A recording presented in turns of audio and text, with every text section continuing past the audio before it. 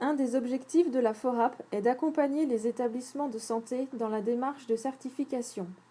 Dans ce cadre, un groupe de travail national, constitué de représentants de chaque structure régionale d'appui, a rédigé un manuel d'aide au déploiement des outils d'analyse processus. En complément, il coordonne le travail de groupes régionaux multi-établissements et multiprofessionnels en charge d'élaborer pour chacune des thématiques du compte qualité une grille d'analyse processus. Ce tutoriel vous explique comment utiliser ces grilles. Il est très important que chaque établissement les adapte à son propre fonctionnement. L'outil est un fichier Excel constitué de plusieurs onglets. À l'ouverture, pensez à activer le contenu pour le bon fonctionnement des macros.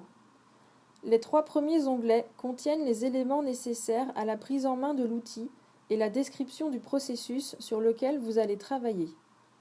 Les 3 suivants constituent le cœur de l'outil.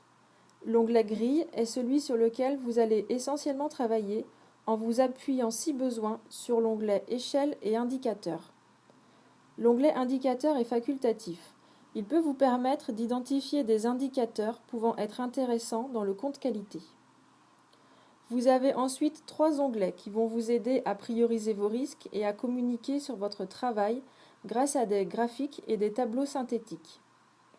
Enfin, les 2 derniers onglets vont vous permettre de faire le lien avec la démarche globale de votre établissement, compte qualité et plan d'action.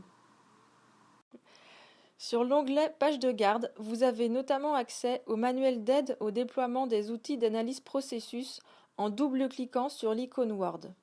Vous pouvez intégrer, si vous le souhaitez, la fiche d'identité du processus, en l'insérant comme objet. Le guide d'utilisation. Consultez ce guide avant de commencer à utiliser l'outil.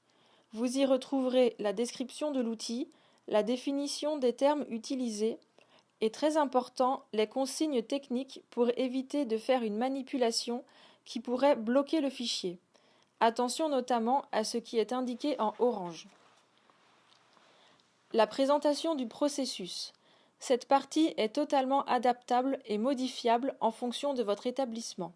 Vous pouvez conserver l'exemple de description proposé ou insérer votre description, texte ou image. Vous avez 3 types de colonnes. Premier type, les colonnes que vous devrez adapter ou compléter.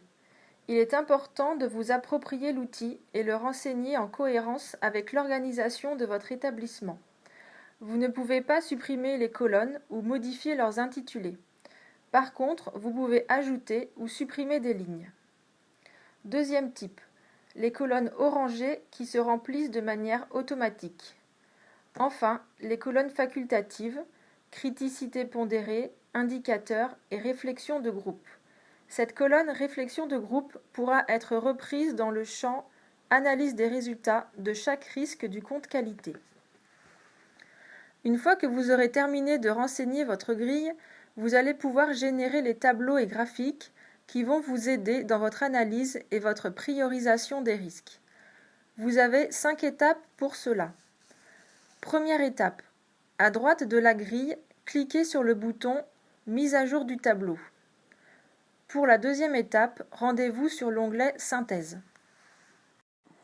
Cliquez sur le bouton « Pour actualiser le tableau », cliquez ici. Cela va générer la liste des risques, défaillances, dysfonctionnements classés par domaine de risque. Le tableau sur l'onglet Synthèse Manip sera automatiquement généré au moment où vous cliquerez sur cette étape. Ce tableau Synthèse Manip vous permet de consulter la liste des risques et de travailler dessus en filtrant les données. Par exemple, vous pouvez afficher la liste des risques de la plus forte criticité à la plus faible criticité, ou encore la liste des risques ayant une criticité supérieure à 15. L'étape 3 se trouve sur l'onglet Graphique. À cette étape, vous pouvez choisir le nombre de risques que vous souhaitez afficher dans le tableau. Par exemple 4, ce qui vous permettra d'avoir la liste des 4 risques, ou plus s'il y a des ex-aequo, avec la criticité la plus élevée et le niveau de maîtrise le plus faible, c'est-à-dire les risques sur lesquels vous allez devoir travailler en priorité. Ces risques seront représentés automatiquement sur le diagramme de Farmer à droite de l'écran. L'étape 4 vous permet de générer le tableau synthétique listant l'ensemble des domaines de risque de votre analyse. Cette page, une fois générée, est très visuelle et peut vous servir pour communiquer au sein de votre établissement. Pour l'étape 5, vous devez retourner sur l'onglet Grille. Le bouton « Mise à jour du classement risque » vous permet d'afficher de manière automatique le numéro du risque R1, R2, R3 que vous pourrez utiliser dans l'onglet « Plan d'action ». Pour finir, les deux derniers onglets sont, comme nous l'avons précisé au début du tutoriel, des éléments qui vont vous permettre de faire le lien avec la démarche globale de l'établissement. L'onglet « Analyse des résultats ». Sur cet onglet, vous allez pouvoir saisir une synthèse globale de votre analyse de risque. Cette synthèse facultative pourra être copiée dans le compte qualité sur SARA dans la rubrique « Analyse et plan d'action ». Pour faciliter le remplissage du compte qualité sur SARA, le format du plan d'action SARA a été repris à l'identique. Si vous souhaitez accéder aux outils d'aide à l'analyse processus ou être accompagné pour leur utilisation, nous vous invitons à prendre contact avec la structure d'appui de votre région.